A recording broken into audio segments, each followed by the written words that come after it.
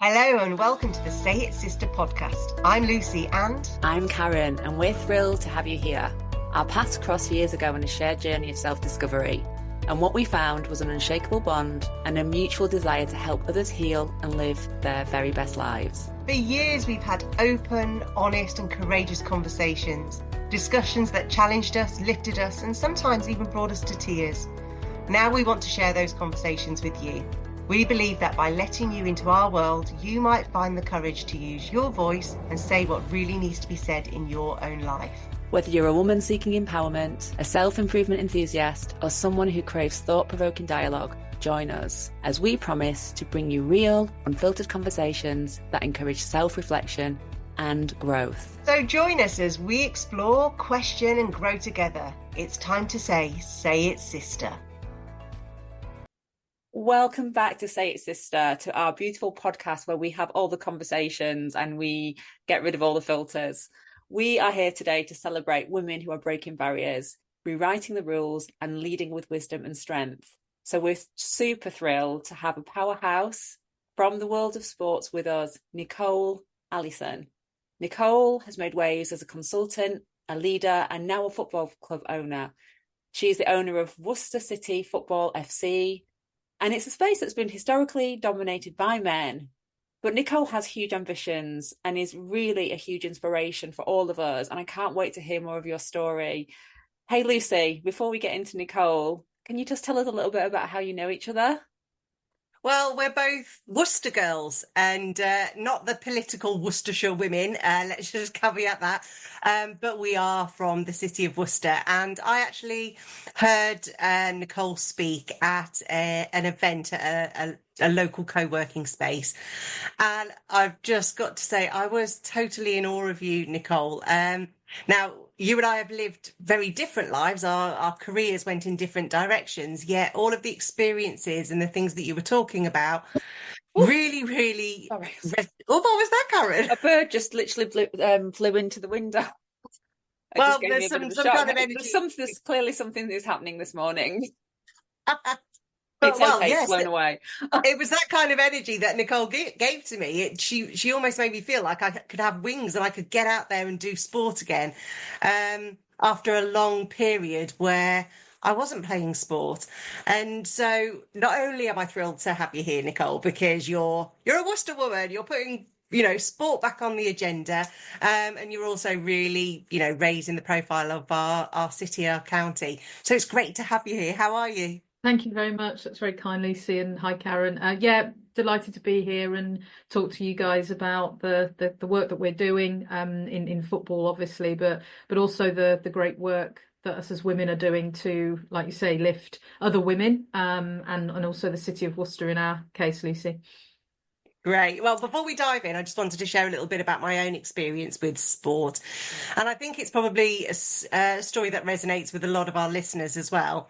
And I kind of feel a little bit sad for my younger self, especially when it comes to team sports, because I didn't really get to develop them. There was the whole netball thing that we did in those horrible knicker pants in the changing rooms where we were all sprouting lumps and bumps and curves, and it was really self-conscious time in our lives. And I think that was the last time I actually played competitive team sports, and I feel like I missed out on a whole sisterhood because we all went into solo activities and we didn't really gather as girls, as women. And I kind of lost that. And then I had this other memory of my mum grew up in a small town called Bromyard in rural Herefordshire and Worcestershire. And in the 1960s, her and her sisters were part of Bromyard Town Women's Football Club. And I remember seeing this picture. She must have been 18, 19. And I remember seeing this picture of her and just being in awe, thinking, wow, she was so cool. Because obviously I just saw mum. I didn't see this woman that she once had been. And I remember saying, well, why isn't there a sports club for girls now? And she couldn't honestly answer. And my household was sports mad, and my brother was an Evertonian fan. And the first match I went to see was, I think I was about 8 or 9, and it was Everton and Villa. And then I married a Liverpool fan, so we did loads of the European tours, been to Wembley, and I was actually in Nottingham during Euro 96, and the energy that sport brought, you know, the girls, the boys all together. It was the ladette culture, so there was a lot of drinking going on. But then it just like made me realise that it's been this thread throughout most, especially British people. It's a part of our lives. It's even on the news every morning. There's a sports piece. But I haven't actually participated, and that made me really feel sad. Karen, what was your experience? Were you sporty? Were you involved? Same as you, to be honest. I feel like maybe our stories are consistent. I always think about what was going on underneath, and I developed young. So I was, my period came at 9. So that sort of period of my time when I was like, I probably would have been doing more competitive things. I was very body conscious and I didn't have much confidence and I just wanted to hide. But as you know, when you start to develop, you can't really hide. Everybody's sort of looking at you. So I just remember that. And I remember the changing rooms and having to get changed in front of boys and girls and thinking, I just want to, like just put a hole in the ground and let me jump in it. So for me, the idea of then being like the feeling of sport in your body is a wonderful feeling. The feeling of movement in your body is a wonderful feeling. I shut it all down and that makes me feel sad too. And now I look back and I've got a 6-year-old and she's into all of she doesn't think about the competition thing like I used to. She's much more game for it and she wants to get involved, and I'm really encouraging it because I'm like, I really want her to have a different experience to me. So clearly there was something that stopped me. Some of it was my body, my confidence. I feel like being involved in group activities with other women has to be like the focus for all of us really, but especially for the young girls coming forward. So thank you for, being a champion in this area, Nicole. Like it is so, so important. And tell us about you. How did you get the bug? What made you take it on and actually, do it from a business side as well? Because that's a huge cause that you've got there. I'd love to know more. Yeah, We want the origin story. The origin story, yeah. Well, I mean, similar to you both, my memory of PE at school is not a good one, and I was a really sporty person. So I think for those that didn't feel like sport was for them, it must have been even worse if I was someone that didn't enjoy it or had certain anxieties around it. But I grew up with a brother who was 6 years older than me, dad, both of them football mad. Mum wasn't so football mad, but she was very supportive of us just being outside and enjoying football. So, I mean, I watched football, played football, anything I could do in the garden to be active was something I would just always be in and around a ball or, whatever sport it was. Going through to primary school, I could play with the boys, so I was part of the primary school team. I was the only girl in not just in our team, but in any other primary school around Worcester. And even my teachers at primary school, who I sometimes still bump into now, and so do my parents, they'll always remember me being the only girl. Oh, is that your daughter, the only girl that played football? And it became a bit of a thing, really. But then when you hit sort of 11, 12 and you go to secondary school, girls weren't allowed to play with the boys, and there was no girls football, not just in the curriculum, but even extracurricular. There were no teachers that would run girls football classes afterwards, after school. So it was very much pushed down the traditional netball and hockey route, of which I did play hockey, but it never gave me the bug like football did. And it wasn't until I was 15, 16 when another opportunity came up to play football again, when a brilliant woman called Dawn Scott, who's had an incredible career in football, women's football particularly, mainly spent about 10, 15 years working for the US women's national team.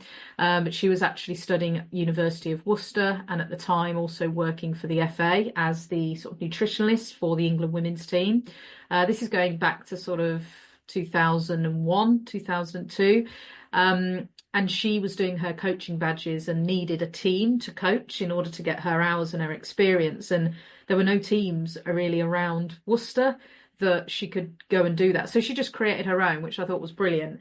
And I remember getting a message from the form tutor one day at school that just said girls football starting up at University of Worcester for a county team. Anyone wanting to trial to go up on whatever it was Tuesday evening. And I remember going home and saying to my dad, there's some football sessions that I can go to. Please, can we go? And of course, he was very supportive and took me. And from that moment on, I got into football again, thanks to Dawn for opening up doors and opportunities. She also had contacts at Wolves and Birmingham. And she said to me, Nicole, you've got to play at a higher level. So got myself into Wolves. So from the age of 16, I played at Wolves until I was about 24. And again, that really opened up my mind as to where women's football was and where it could be. So, at that time, it was the second highest level in the country. It was pre-Women's Super League and all of those that we know of now. But I was playing against Arsenal, playing against Liverpool, playing against Man City and other big teams as well at the time. Learnt a huge amount, obviously, around competitive sport and the sort of high performance culture at that time, playing for Wolves. But even still then, I never thought I could be a professional footballer. And that wasn't because I was thinking about my own ability. It was just that I didn't know that was a pathway that was even possible. And at that stage, it wasn't really. There were only one or two teams that were paying their players. So at that time of, being 16, 17, you're thinking about your future career, obviously thinking about university. Most of my teachers and career advice from school and college was, well, Nicole's really sporty. She's going to go and do a sports degree and become a PE teacher. But I just knew that wasn't what I wanted to do. It just didn't suit what I wanted, probably because of my bad experiences of PE at school. That wasn't something that really stuck with me. So actually, I went to university and I studied European studies with German. I fancied a year abroad. And when I did go and do my year abroad, I actually played a bit of football over in Germany as well. And women's football in Germany at that time in 2005-06 was really strong. So I learnt a lot there about teams and how they were really progressing the women's game. When I came back and then, of course, finished my degree, I actually then started working as a sports assistant in a local high school. So again, not knowing exactly what I wanted to do, having come away with a 2-1 in European studies and German. I remember getting offered a job that would be translation from German to English and vice versa. But it actually just really made me think, I just don't want to be doing this. And I couldn't see myself sat at a desk, all day, every day. I needed to be active. I needed to be doing something a bit more impactful, how I felt was more impactful. So started to do my coaching badges and working at a school with young people. And that particular school really wanted to develop girls football. So they put me in charge of developing girls football right from sort of 12 all the way through to their college, actually, so 18, which was great experience for me and really helped my then future decisions of going to America. I spent about 9 months at a sports or football franchise, coaching women and girls football, but also in their marketing department. And at that moment, I realised I really want to work in the business side of football. Can I just check something? This might just be made up in my head, but isn't soccer over in the States much more of a female sport than a men's sport? Is that right? It is, yeah. It's really, really been very popular over in the States for a long time. And that's actually partly down to policy that was passed in 1971 called Title IX, which allowed equal funding for colleges, universities for female athletes, which really, really helps. And if you think you compare that to the UK, where we're still not equal in terms of opportunities and access for women and girls to play sport, that tells you a lot as to how sort of far behind we've been and why. So the US have been always super strong in their soccer leagues and also national team. So it was a great experience to go over there and see how they, do things. And it was the first time I'd probably experienced where like women and girls were the majority when you were talking about soccer. And it gave me even more motivation to say, I want to actually make an impact and I want to work in the business side of football. How I went about that, again, no role models, not really a clue where to start. But I did some research, found a master's degree in football business down in London. And so came back, applied for that, was successful. And I also wrote to every single sports company I could find in London to say, hey, give me a job, give me an opportunity. I'm about to start this master's, just need some experience. And I started working for a sports research agency on a 6-month contract that then actually later turned into a full-time job. And I could do my master's degree part-time. And so, you know, I often say I do a lot of teaching now. I often say to students that proactivity and initiative and just confidence to go and write to people and ask, can you give me a 5-minute chat, half an hour chat, a job, whatever it may be.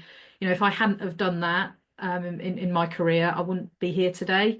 It sounds like also there's something about the feeling inside that comes on for you that's very, very clear.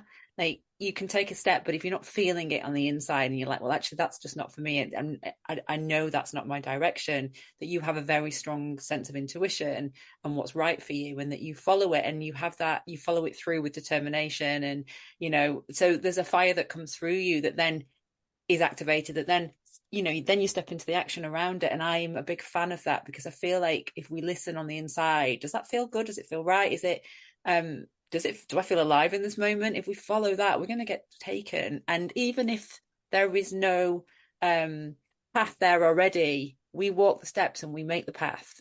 Absolutely. And it's that, and there's so much power in that for women to be like, well, it might not be there yet, but that doesn't mean you shouldn't go do it. Go create something, make it happen. Yeah. Otherwise, we get stuck in those jobs that we don't want to be doing. And, you know, you could have been sat by a desk, and how sad would that have been? 100%. Well, yeah, like no one's going to create that for you. As women, particularly, we have to create our own paths. That's definitely been something that I've learned. And people often ask me, how have you become the owner of a football club? Like, how did that come about? Well, I just made it happen. That's the reality. And there's that phrase, isn't there, that if you can see it, you can be it, which we talk about a lot in women's sports, and having those female role models of the Lionesses and these professional players now is fantastic. But then I always sort of push that even further and say, well, if you can't see it, then you need to be it. So that's a big part of what I've dedicated the last 4 years of my life to, taking over Worcester City Women, creating it as a standalone independent women's football club that is dedicated to women and girls football. So there's no other distraction, there's no other conversation. Whereas at most football clubs, when it's part of the wider parent club and you've got men's, boys, women, girls, the reality is that it's always maybe 5th or 6th on the agenda of any meeting. When it then comes to facility conversations and things like that, the boys and men are often prioritised. So in our environment, you just don't get any of that. So, but we've had to like create that, obviously, ourselves. And a big part of our objectives and our mission is to be that blueprint for others to feel the confidence to do the same, because it you know, it is hard, and like you said, there's not been any pathway for me to follow, so I have to follow that intuition, and it isn't easy at all. There are times when I certainly doubt, what have I done, have I made the right decision here, on various different levels. But yeah, you can't ignore your intuition. I think you're right, Karen. I've always had that close sort of alignment in my heart as to what do I really enjoy doing. And I think actually sport has given me a lot of that, and a lot of that sort of heart and fire, determination, resilience. You know, from as young as I can remember, I was always, if you like, the odd one out, because I was always the only girl playing a sport that others looked at me and thought, what's this person doing? But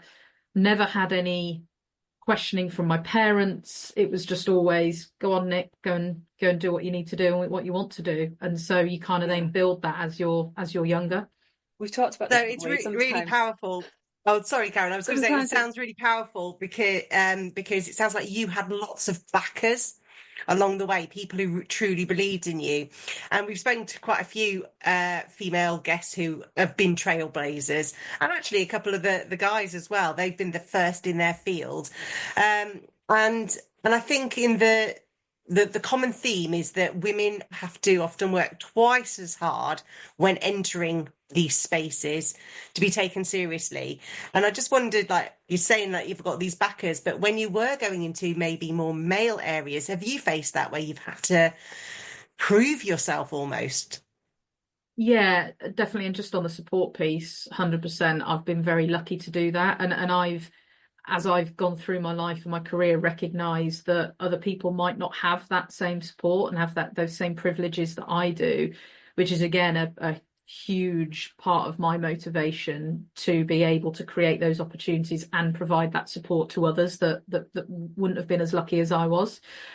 So yeah, in terms of the sort of feeling of have I been taken seriously? There's definitely been moments, particularly when being in London and working in the commercial side of sport and football, particularly where I've, walked into meetings and I'm the only woman in a meeting full of men who own or are CEOs of football clubs, and they're not expecting you to be part of the meeting. Maybe they think you're there to get the coffee or the tea or to make the notes or whatever it may be. There's definitely been moments of that. I said recently to someone that became easier as I got more experience and actually relish those moments now, and find them quite funny, but also really enjoyable when I can sit at the table and be part of those conversations. I think at the time, I was always someone who just worked really, really hard and was very focused on what I wanted to achieve. So going through my master's, working full time, playing football all at the same time. I was very busy, but very focused in terms of what I wanted to achieve. I never really thought about other people and what they were going to do for me, or even the barriers that were in front of me. I didn't see those as much as probably what I do now. Hindsight, you can see it. I think I probably started to realise towards my late 20s that I'd worked in the industry then for 5-6 years, done really well, was probably more qualified than most people at various organisations, but didn't see or feel like I was going to be supported in moving up and through that organisation, which is why I've probably worked in various roles for about 3 years and then moved on, because there's always been a ceiling. And I think that ceiling, if I'm being honest, is probably because it's more likely that a male will go through into those next jobs within that sort of football space, particularly if you're working at a league or a club where it is very traditionally male dominated.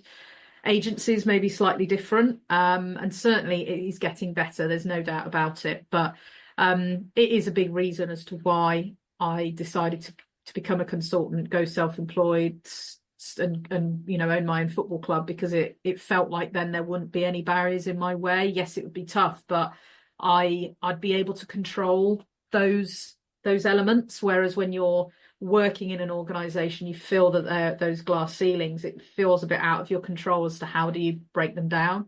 Yeah, so I had a similar experience to you in that, because I worked in football sponsorship for, well, in my early 20s. I did about 3 years, because I was a communicator, so I was in PR, and I ended up working at this agency and working on, like brands like Yorkie Chocolate, who were sponsoring the Premier League. Do you remember? I don't know if you remember all of that. I remember a lot of their adverts. Not for girls.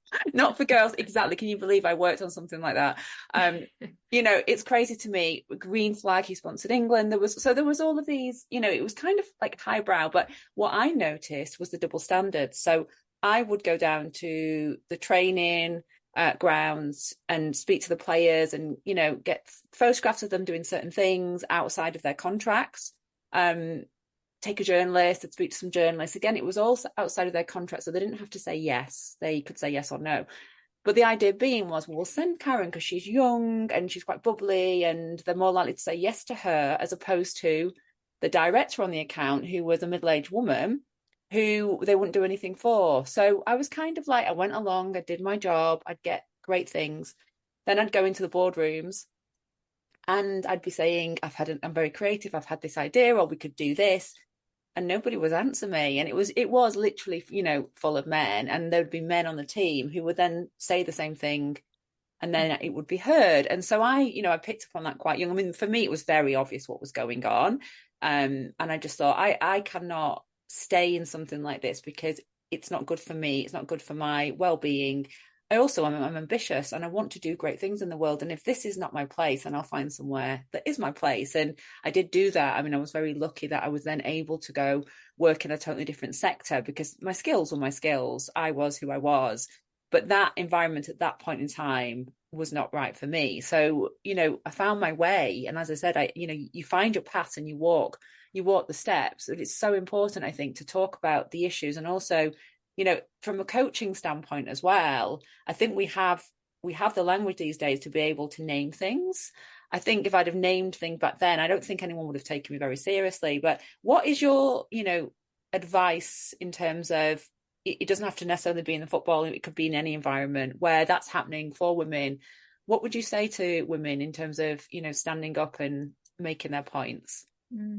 I think it's about being really self-confident and knowing yourself and what you feel are your skill sets and what you bring to the table. I remember before a particular meeting being very nervous about going into this one, and I really spent quite a lot of time working out, right, what's my objective from this meeting, and how do I want to leave that meeting with other people feeling about me? And I was very then focused on the things I needed to get through in that meeting and what I wanted to say, and being quite purposeful with all of that. So a lot of it is being prepared. I think you say in football, whether you're a manager or if you fail to prepare to fail. And I've definitely lived that throughout my life. You've got to be prepared for whatever you're going into. And then I think it's also about sort of understanding your audience and understanding what you're up against. Like you've just explained there, kind of, Karen, it became really obvious to you quite quickly what you were up against. And there's those times when you need to know, you just need to move on. You just need to move sort of through. But then at the same time, it's knowing how you can handle those people or those moments without it affecting your emotions. And sort of sticking and remaining true to yourself. So I think that preparation and knowing what you're bringing to the table, it kind of all leads to that self-worth, really. I think that's really, really crucial. Self-reflection helps you realize what your worth is and what you're bringing to the table. I did a lot of that in my sort of mid to late 20s, being in the industry, and actually getting the times that I used to get really frustrated, would need to just take those moments of thinking, well, actually, look at who I am, what I'm bringing to the table, and be quite strong and not forceful, but purposeful on all of that. I think that's very important. I love that. So one of the reflections I've had when you were both talking about following or going down another path, there's a lot of I suppose in the fourth or maybe fifth wave of feminism that we're now starting to see. My era was, if you can't beat them, join them, that ladette culture, push your way through. And that didn't work. There's just countless times where, again, you just feel that glass ceiling, or you're pushed out, or the environments just weren't safe for women. So we'd go and create something new. You've done that, Nicole. You've gone and created your own club. You own it, you lead it, and it is a space for women to put women's stuff on the agenda. And the idea of we've got to smash the patriarchy is now shifting into something of like, well, actually, no, let's not try and smash it and fight it. Actually, let's just create something new. And it really gives me such hope and inspiration to see that actually there are women and some men out there who are creating a whole new way to be these trailblazers, to be these role models, to open those doors for the women. And then I look at what's actually happening with women's sport. And I think for me that I had young girls around the 2012 Olympics, and we went down and saw that. Some of those events, and it just sparked this whole eyes wide open for my daughter, seeing Jess Ennis and there were countless women athletes. But then now women's football is just huge, and it's really lucrative. So for the blokes in the patriarchy and they want that system, they're going to make a lot of money out of it. But how are you feeling, Nicole, just seeing this explosion and this real interest and the numbers viewing it? And is it all that it seems? Yeah, I mean, it's certainly since 2022 and the Lionesses won the Euros, it's certainly been an amazing sort of wave that a lot of people are riding. That said, there's a lot of us as well that are constantly banging on the doors of like national governing bodies, clubs, rights holders, brands to say we still need more support to build the foundations. So whilst it's sort of sounds really great at the very top, and you know you've got your Arsenals, Chelseas, Man Cities all playing in front of 40-50,000 people at the Emirates and things like that, that's fantastic and take nothing away from those clubs and people that have worked so hard to make that happen. There are still then clubs such as, you know, Worcester City Women at tier 4, so we're not even that far away from tier 1, that don't get any funding whatsoever. And it would be very hard to expect us to meet all of those standards and professionalisation that everybody wants us and clubs to do without then that financial support to build those foundations. You know, in any business, you wouldn't start something new and expect to instantly be making money. You need that investment initially to be able to get that going. It's like a startup environment. So there's absolutely some positives, and it's been great to see at the you know, Lionesses as an example, the visibility, the viewership across TV, of course, then the actual attendances. Now a new era of women's football in this country, being the Women's Super League and the Championship are under a new umbrella, the Women's Professional Leagues Limited. So they've moved away from the FA, and that's positive in that it's certainly going to be more sort of commercialised. There's more opportunities for that growth. With the FA now hopefully being able to focus a lot more on tiers 3 and 4 and below to build and create a healthy football pyramid, which we desperately need. But I often do say to people, exercise some caution. What we do not want to do is copy the men's football, the way that men's football has gone, the Premier League. When we talk about that commercialisation, you know, we could argue, and we can have a long argument as to whether or not fans now feel a bit disengaged, disenfranchised, you know, the cost of going, the accessibility of going. We don't want to go down that route. And I also personally, as a massive football fan, don't just want to see the same games over and over again. And that's why, you know, I fly that flag for standalone independent clubs, because actually I think it'd be great to see, you know, Worcester City Women playing against the Tottenham Hotspur, Worcester City Women playing against an Arsenal, Man City. I think that would be fantastic. And there isn't any reason why we can't, should we support the foundations of the pyramid. So I think, you know, we're having several watershed moments and catalysts for various different things. And one of the big things that myself and other people within the industry talk about is the opportunity to do things differently in women's football. We often ask this, you know, how do we measure success? So clearly in the men's game, success is predominantly measured on how many trophies you win, how much money you're making through the Deloitte Money League that comes out every year.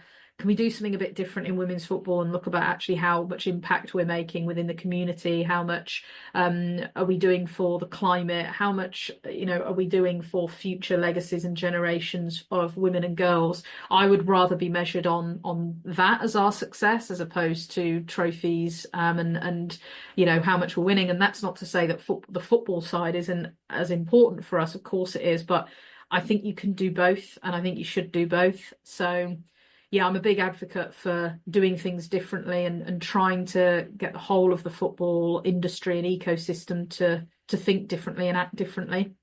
Yeah, that excites me. Yeah, it is, because we've been talking a lot about the women's way and how the women's way is not, you know, we're both, myself and Lucy, are entrepreneurs. We've got our own businesses. You know, we're mothers, we've got all these different facets. And for us, it's always about the impact that we're making. It's not just about the money, it's about the change, those seeds of change that get planted that then take on their own life force and then, you know, grow inside somebody, and then they go out and make something totally incredible. That for me is the impact of the work. You can look at the financial side, is, you know, it's one element of it, but there's so much more. And I feel like all the women that I work with in the corporate space, they get it. They're like you. They're like, it's not just about how many products we're selling. It's just not that, not how many bums on seats. There's room. What I'm hearing you say is there's almost like room for all. And I feel like women's football is that type of model, really, where there's so many different elements that can be hit, that can actually inspire and drive change from a different place. Because if we feel good watching something or playing something, then that energy is so powerful. It's not just about, you know, a level of business. And I think that's what you're saying, isn't it? It's got its own, I always say things have got their own energy. Yeah, totally. And I think from experience of working in the men's game, there's less of that it's for all sort of mantra. It's more competitive. It's more about egos.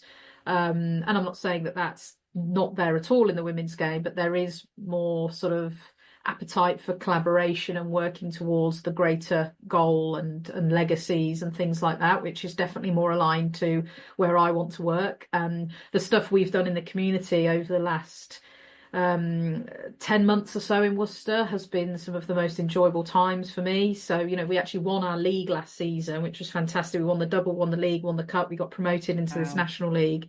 But then, you know, completely rivaling that for me is seeing 10 to 15 women who have never played football before, or they've struggled with social anxiety, or perhaps they're neurodiverse, and they actually are now playing on a Saturday morning with this group of women that they feel comfortable to be themselves, get some good fitness in, go for a coffee or a smoothie afterwards. And it just sets them up then for, you know, their, what they say to me, their week, their weekend, just makes them happy. And they didn't have that even sort of social connection before. And then we also play on a Friday evening mixed football. So we have men and women playing sort of 6-7 aside, no commitments, no leagues, just see who turns up and have a really great game. And that's done so much as well for educating some men about actually how good women's football is and how great these females are, the respect element that comes in with all of that. And, you know, I have to say we've got some incredible male allies at the club, as well as then it's part of our fan base as well, which is something that was, again, a huge objective for me. It wasn't about being only women doing everything for women. It was about engaging some of these male allies that I know really want to support and lift us. So, you know, we've got almost a 50-50 split of gender across our board, across our coaching teams and our pathway, and working, you know, with us as volunteers across the whole group, which is something I'm extremely proud of. And for me, that's a success measure as well, which doesn't get measured across the board, you know. But if Worcester City Women were in a league table for sort of gender equality, then I would want us to be at that top, and they would be. But unfortunately, those tables don't exist at the moment. But we'd like to be part of that force that changes things. Oh, I mean, this is just my language all over, right? And I exactly. I'm just like, oh, we're bouncing here because this is what we do. And I was thinking, Karen, because, well, Nicole, we are just launching a new business together, and one of the things that we identified in our new business, which is Wise Women Lead, is that most development programs focus on developing women the way that we've always developed men, and we're like, it just doesn't work. We need to create something different so that it develops all, and in turn it will also then help the blokes, because it's about, you know, whether it's emotional intelligence or listening or cooperation, collaboration, all of those skills. And we've been looking at, you know, how do we launch the business, and it's all men telling us what to do. We're like, this doesn't feel like, you know, we have to do things our own way. So everything that Karen and I exist for is what you are speaking about. We're just using different forums, and secretly I just want us just to, you know, not to be competitive, but just be better, because when we can show that there's an alternative way. And just one little story before we start to close down. I had stepchildren at one point, and I used to take my stepson, who would probably about 7, along to the football. And the way that some of the parents that were talking and shouting and so-called coaching those boys was tantamount of bullying. And if we can show that actually we can coach in a completely different way to really empower, build that confidence, let's make that thrive, because everything that I saw in that boys' team was unhealthy.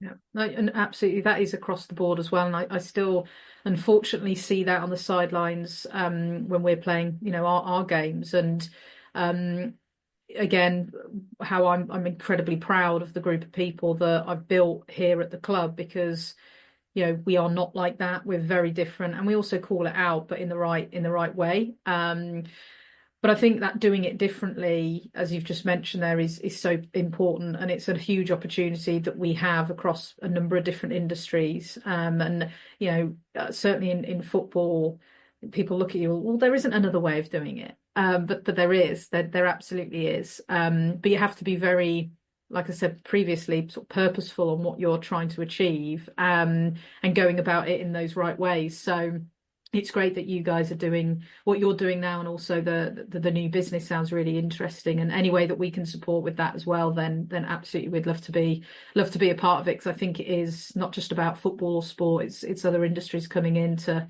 talk in that way as well.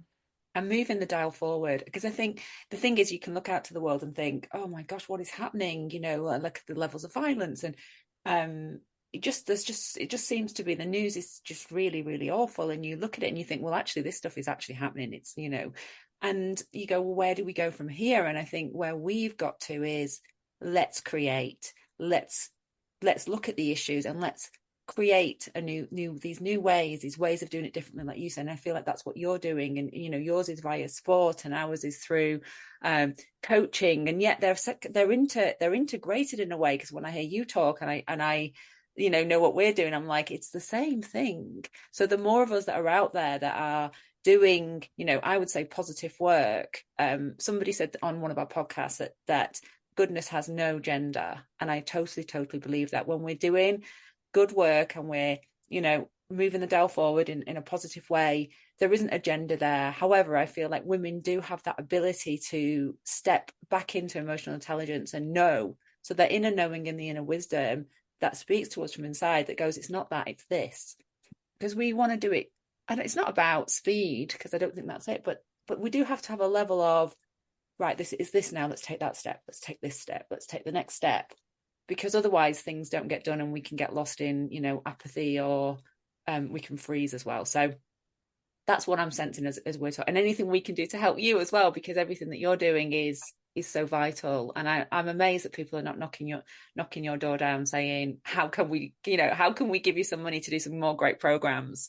Because that's I think that's the call that I want to make to anyone that's listening, anyone who has a powerful seat, who has influence in business, who's listening to Nicole. Please be getting in touch to support her with this amazing work, because it's so needed. How can people find you, Nicole? Like, where can we direct people? So in terms of me personally, I'm certainly on LinkedIn, very active on LinkedIn. So if you just search Nicole Allison, you'll see any sort of football related picture, that'll be me. But also our website, the Worcester City Women website, which is www.wcwfc.co.uk. I'll make sure we write that down, because that sounded like lots of W's. Yeah. But I know that I found my new football club, and this is what sisterhood is all about. It's about supporting each other, raising each other. So truly, thank you, Nicole. You've been an inspiration and a role model. And to everybody listening, it's time to take up your space, take up a sport, dance, whatever your thing is.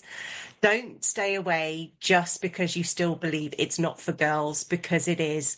Own your space, own your power, and as always, say it's sister. So thanks for listening, and we can't wait to welcome you next time.